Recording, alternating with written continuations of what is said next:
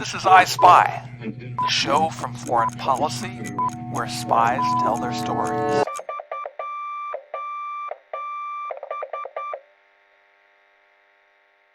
So I was sent down to the basement of headquarters to a sort of a large room that looked kind of like a hair salon. And I was put into a disguise. And I remember thinking it was all, I didn't quite buy it because the whole disguise was to slick my hair back, glue a false mustache to my upper lip, and give me a pair of glasses. So to me, I was like, it just seemed completely unconvincing. I just looked like myself wearing glasses, pretty much. I went upstairs and I got my lunch. I sat down at the table and I got a few weird glances and nobody said hello to me. And I just waited and waited. And finally at the end of lunch, I said, "You guys know it's me, right?" And they still didn't know it was me. From Foreign Policy, welcome to I Spy. We're going to do something a little different on this episode, something I'm very excited about. Usually we get one former spy to tell the story of one operation. This week, the former spy is Joe Weisberg, who went on to become a television writer and producer. About a decade ago, Weisberg created The Americans, a show about two Russian intelligence officers who pretend to be an American couple living normal lives with their children in suburban Virginia. The show is set in the 1980s, at the height of the Cold War. I played the part of Claudia, the KGB handler who oversees the officers. Weisberg hadn't spoken much about his time at the CIA before creating the show, but his experiences at the agency helped inform storylines in The Americans. They also helped shape Weisberg's views on espionage. Eventually, he came to believe that spying does more harm than good in the world. Here's his story.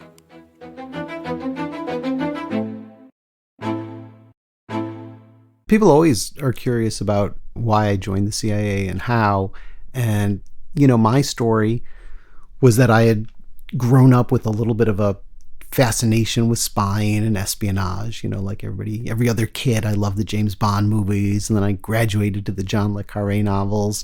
And I think somewhere in that zone, when I started reading those books, it went from a kind of interest to something a little more passionate for me, something I really wanted to do. It's not that I wasn't aware of their heaviness and their darkness, but it touched something in me that was appealing rather than turning me off. I mean, in a way, it's kind of nuts to read a John le Carré novel and think you want to be a spy, but that's what happened to me. And I sort of forgot about it as I grew older. I didn't really go to college thinking one day I'm going to join the CIA, or far from it. But a few years after I graduated, I was working as a job counselor, working with Soviet refugees in Chicago, and I was just bored. My job was kind of interesting at first, but then it became kind of routine, and I would sit at this desk all day, and I had my white shirt and my tie that I put on every morning, and I started thinking, I have to get out from behind this desk. I have to do something where I feel stimulated and interested, and I just thought, maybe I could join the CIA. It was an incredibly weird thought in a way, because I didn't know anybody who had done that. I didn't know anybody who had considered doing it. I had never had any conversation with anyone about, maybe intelligence as a career you could pursue. I literally looked up the CIA in the phone book. Somewhat to my surprise, they were listed. I called them up. I said, I was wondering if you could send me a job application. Is that a thing you do? And, a few days later, I got this huge packet in the mail. I say huge because the job application asks a lot of questions and requires that you fill in pretty much every detail from your entire life. So after filling out this application, I waited a long time, and then I got another letter in the mail inviting me to come take a test. I didn't know what the test was going to be, but I had a feeling I should know where the countries in the world were if I was applying to the CIA. I was not good at geography. And so the night before the test, I stayed up studying an atlas until I could place pretty much every country in the world. And sure enough, that was on the test. They gave you a blank map and you had to fill it out. I don't know, I probably would have accurately filled out about 5 or 10 countries if I hadn't kind of crammed for it, based on a good guess.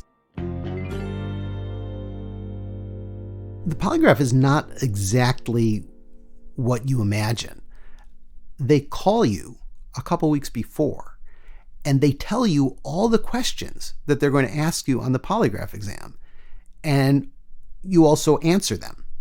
So they say you will be asked on the polygraph exam if you have any contacts with foreign intelligence agencies. Do you have any contacts with foreign intelligence agencies?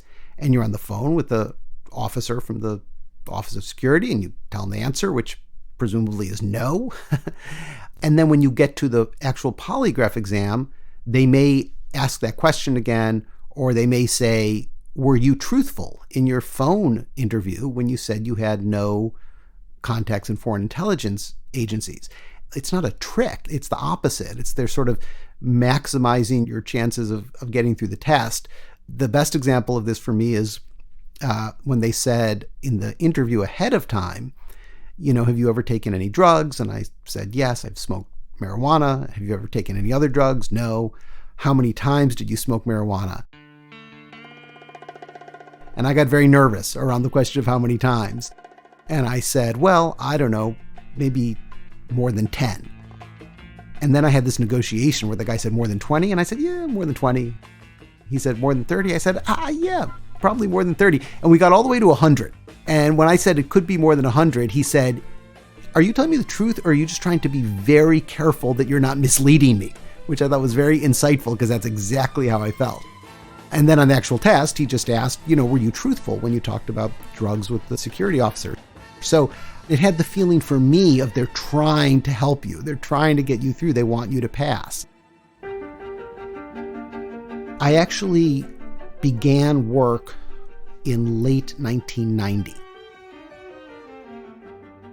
And, it was obviously a time in the world when the Soviet Union was changing rapidly. The wall had come down. Looking back on it now, you tend to think, well, if the wall had come down, then the writing was on the wall about the Soviet Union. But that wasn't true, or at least it was not true for me and those of us in the CIA who probably were in certain ways not eager to have the Cold War come to an end, because that was the mission of the CIA, was to fight that war. And I had joined the CIA to fight that war. So I was pretty ambivalent about it ending right after I got there. It was not too long after, of course, in 91 that the Soviet Union collapsed. And as I remember it, the CIA very kind of openly entered a period of searching for its new mission.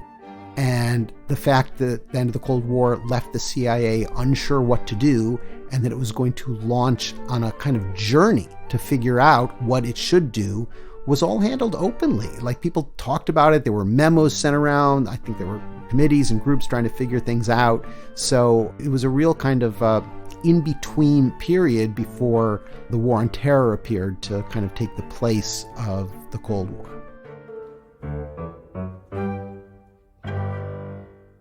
So I think, like most of my classmates, I was really looking forward to the training. And, I always joke about it, because the first thing they do is they take your group and they put us in a room and for 6 weeks lectured us on the bureaucratic structure of the CIA and the intelligence community. It was the opposite of everything you would have fantasized about. And people, literally, these young, ambitious trainees were falling asleep, in the middle of the day. And people were joking about whether or not this was a kind of a test. Could you survive the 6 weeks of bureaucratic inculcation? And then, as if to make up for it, the very next segment is paramilitary training, where they teach you how to shoot guns. And people described it as sort of outward bound with guns, which I think is a good description, because it did not really have the physical rigor of military basic training, but you wore military uniforms, and it was sort of done in the spirit of a military basic training, just for people who weren't necessarily all cut out for that. Although plenty were. There were plenty of ex-military people and people with that mindset. In training to be a case officer, you are taught to and practice manipulating people to get them to spy for the US government. And the idea that this is a fine thing to do, and morally and emotionally okay, and valuable to the US government, is all taken for granted. And when you are being taught by people who take it for granted, and you are in a group of people who are learning to do it, I think the group slowly but surely learns to accept all those things and take them for granted without even necessarily thinking about it too much. I remember one person in my class who quit, and he said, I just don't want to do this. I don't want to manipulate people or be in this kind of relationship with people. It doesn't feel good to me. And I remember that I think everybody sort of had the same feeling about that, which is, on the one hand, we respected him and appreciated that he realized it wasn't for him. But I don't think any of us related to that. I think it seemed a little odd. I think it seemed like a weakness.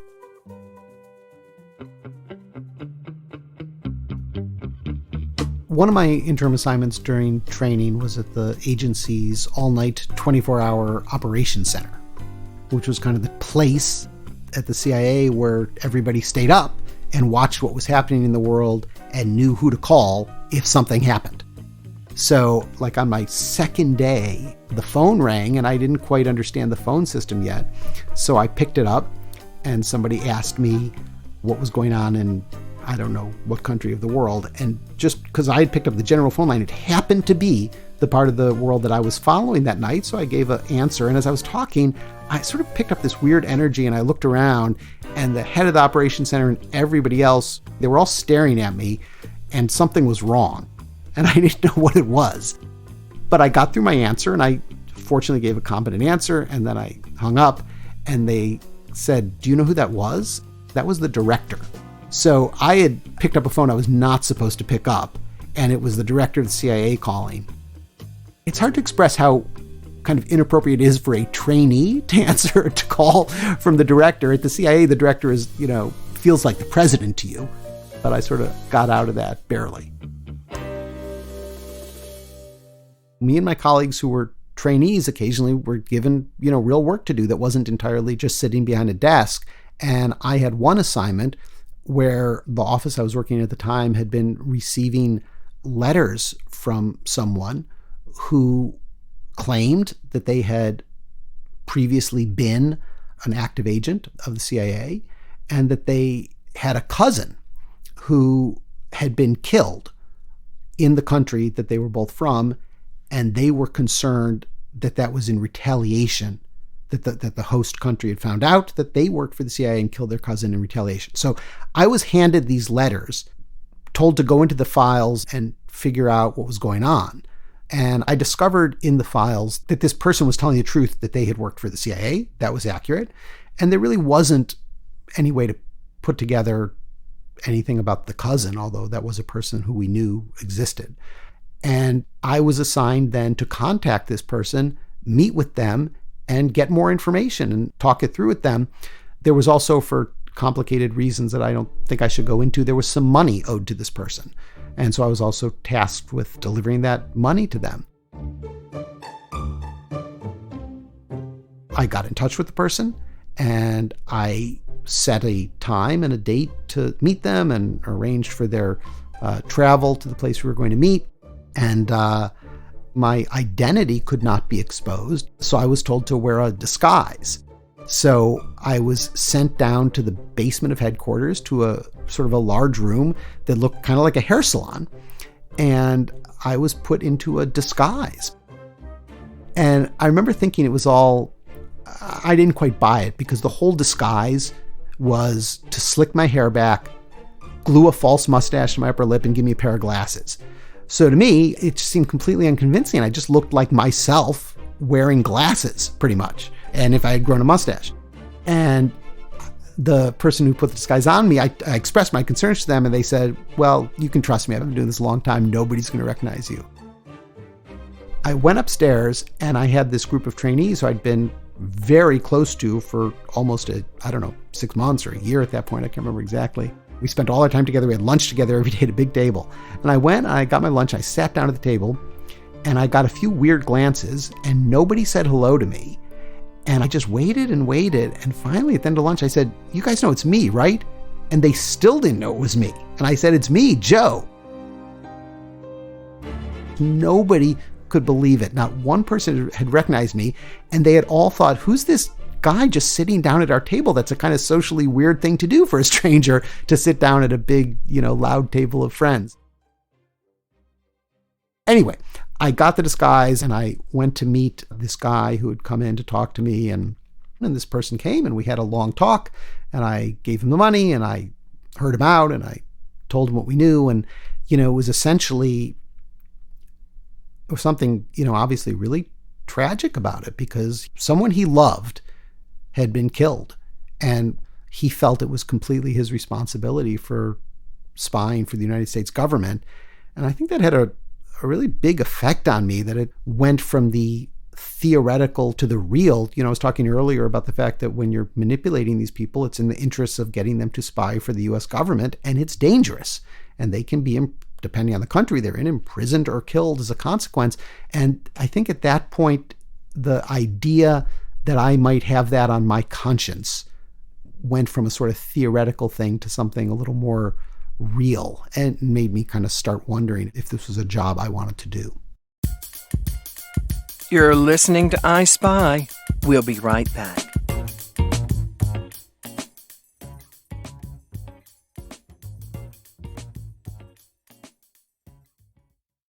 Welcome back to I Spy. I'm Margot Martindale. Before the break, Joe Weisberg described his brief time in the CIA and his views on espionage. Let's get back to his story. In one of my interim assignments, I was tasked with going through every case file. In other words, every agent who had been recruited to spy in this particular area, looking for some piece of bureaucratic information that I have no recollection of what it was. I mean, it was almost like they were saying, what's the age range of all the agents? It was not that, and it was something a little more interesting than that, and required a little more digging, but not much. That being said, I pulled these files and I started reading them cover to cover, and I got a real education beyond an education, I learned who every agent was who was being run in this particular area, and I learned their stories and how they had been recruited and what intelligence they had provided. And I had a kind of creeping sense of unease, because as I started reading more and more of these, the intelligence they were providing seemed of incredibly little value to me. This really seemed close to useless. And, people in and out of the CIA did talk about the fact that there were sort of bureaucratic imperatives to recruit people, that case officers needed to recruit agents in order to progress in their careers. And as a consequence of that, there were probably a lot more agents recruited than were actually necessary to get valuable intelligence for the US government. I was really seeing that close up. But in any case, I didn't find one agent in this stack who seemed to be saying anything of real importance. And yet every one of them was risking their lives or having their life put at risk. And I was kind of shocked and disillusioned by that. I think I went into a place of, wow, that's a problem with the place I'm working. You're going through all this training, and it's all for the purpose of going abroad and recruiting spies abroad. So when that time finally comes, people are pretty excited. I was, I think, more ambivalent. Part of me was excited and wanted to do it and wanted to try out the skills I had learned. And part of me was really wrapped up in all these things I was seeing that made me not believe in it so much and not want to do it. And my father became ill pretty shortly before I was going to leave for my first assignment. And I took a leave of absence and moved back to Chicago to help my mom take care of him. And I was there for almost a year, at which point I went back to the CIA. My father died very shortly after that. At that point, a lot of things came together. I think my reservations and doubts about it kind of welled up more into my conscious mind. I had also gotten engaged during the year I was in Chicago, and just sort of you put all that together, I did not want to go live abroad, and I did not want to go do this job, so I quit for good. I left the CIA. I felt that I wanted to maintain my cover, so I was in a kind of a limbo for quite a few years where I didn't tell anybody what I did. And I was moving on, doing other things, and I started writing novels, and for whatever reason started to feel that I wanted to write a spy novel. And I think that got me thinking more about all those things that I've already mentioned that I experienced, and kind of bringing them into my conscious mind and really weighing them and starting to ask questions that I had not asked previously, like, if there are all these spies who are not producing intelligence that I think is valuable. And again, I don't say that's true of all the spies. I didn't see all the spies, but there were reasons to suspect that what I had access to did represent a large majority. So if I was correct that a large majority of spies were not producing valuable intelligence, why were we doing this? And, I previously, when I had allowed myself even traces of thoughts like that, I had focused on the fact that it could and did cost people their lives. But I now got more interested in sort of the foreign policy implications and really trying to weigh the damage done by the activities of the CIA and the intelligence community. Because the CIA spies all over the place, and people know it, and they know they're being spied on, and they become suspicious and resentful of the US government. That's a giant oversimplification of a very complicated phenomenon. But I think it is fair to say that there is, in addition to the sort of moral choices about putting people's lives at risk, there is a true reputational and policy cost for the US government of being seen as spying so broadly. So I started to wonder about that, and I started having real doubts, and maybe more than doubts. I started to think this is not worth it. The other key piece to this, which really is about my perception about the Soviet Union, is that I read a memoir by a guy named Viktor Cherkashin, who was a pretty important KGB officer during the Cold War. He was involved in running both Aldrich Ames and Robert Hanssen.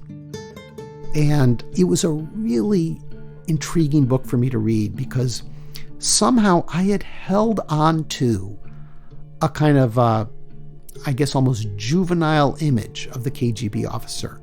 I'd never shaken out of my head the idea of sort of the nefarious, bloodthirsty Soviet automaton who would do anything. But when I read Cherkashin's memoir, not only did it give the lie to that, but when he talked about himself and his colleagues at the KGB, they really reminded me of myself and my colleagues at the CIA. They had a lot in common with us. I don't mean just that, everybody loves their children, but I mean that they were hired to some degree, like at the CIA, for good social skills, for being people who you would want to hang out with because that was considered key to recruiting. And for the most part, they were patriotic and believed in their country and believed in the cause they were serving and believed in their work. There was probably a higher level of cynicism at the KGB than at the CIA in the latter Cold War period, but it was not pervasive. So I was really struck by that book, and it was part of a process of rethinking my old views, not just about KGB officers, but about the Soviet Union as a kind of evil empire. I started to understand that in the same way was very black and white thinking.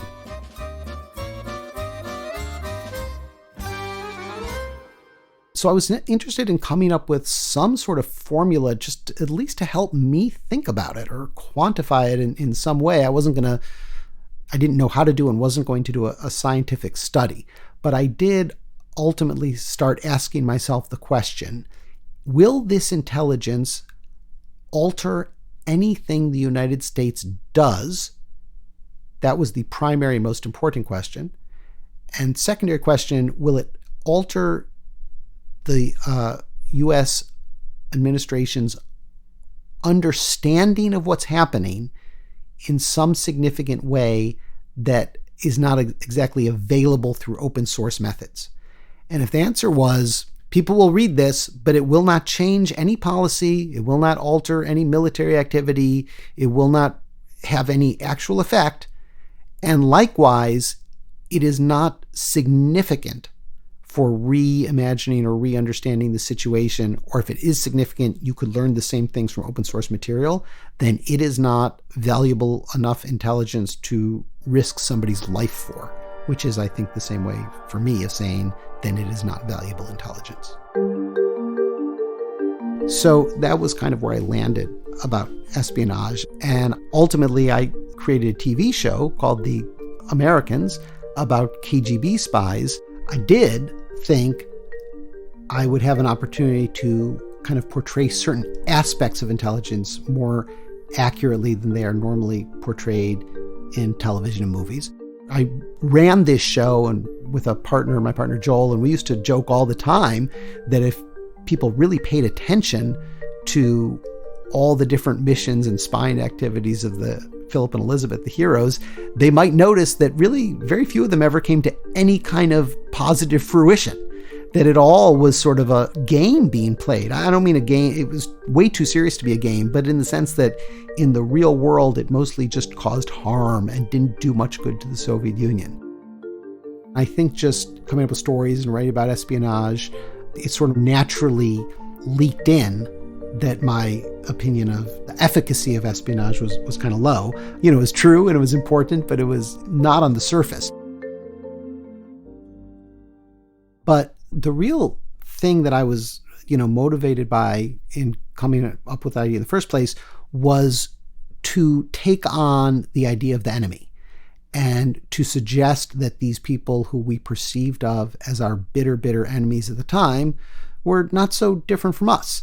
It's sort of like I was saying about the KGB officers I discovered in Cherkashin's memoir. I thought they were monsters, and they were me, pretty much. The initial impetus was much more that, and all of us working on it felt in fundamental ways connected to and sympathetic to these KGB officers. That was an obvious part of the show. There's a tremendous amount of pain and suffering in the Americans that comes about as a result of espionage. If you were a Soviet illegal, the suffering inside the family was very intense. And to certain degrees, CIA officers and their families have some of the emotional issues that you see Philip and Elizabeth dealing with in a kind of more extreme fashion. It is not an exact one-on-one parallel at all with a CIA officer living abroad undercover. But it was inspired to a significant degree by seeing my colleagues at the CIA who had to lie to their kids about what they did until the kids reached a certain age. Because if you're abroad and you tell your kid who's 5 that you work for the CIA, he goes and brags about it at school and your cover is blown. So you can't do it. That sort of dynamic where the kids are lied to, you hear many different stories from kids who take that very hard and are to some degree traumatized by the fact that they have been lied to. That kind of emotional dynamic inside a family seemed very unique to espionage, and it seemed like something very powerful to kind of hang the family dynamic of a drama on.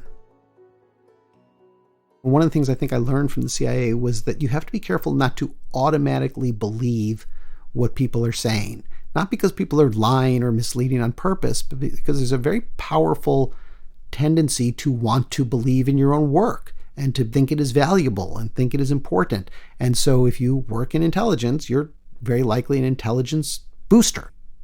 I don't want to sit with someone who's devoted their career to this and say, I, who only devoted a few years to it, think it is of dubious value and does harm. I feel weird and not good. But also, it's a valid perspective. And, people at CIA are smart, capable, thoughtful people. I don't think there's anything ultimately wrong with sort of challenging them about their work, as you can challenge a lot of people about their work. I have run into some people who made their careers in espionage and are pretty much in agreement with my assessment. I think that is a minority and possibly a small minority. I think most of the people who even lean in this direction get out, but some stay. And I guess all I can say about those who are troubled by it is I try to be very careful not to say that what I'm saying is a fact. I think it is subjective. It is my opinion. I don't ask anybody to necessarily agree with me. And one way or another, the people at the CIA, I loved these people. I loved working with them. They were great colleagues, great people. They've devoted their lives to something they care about and believe in. So that's all good.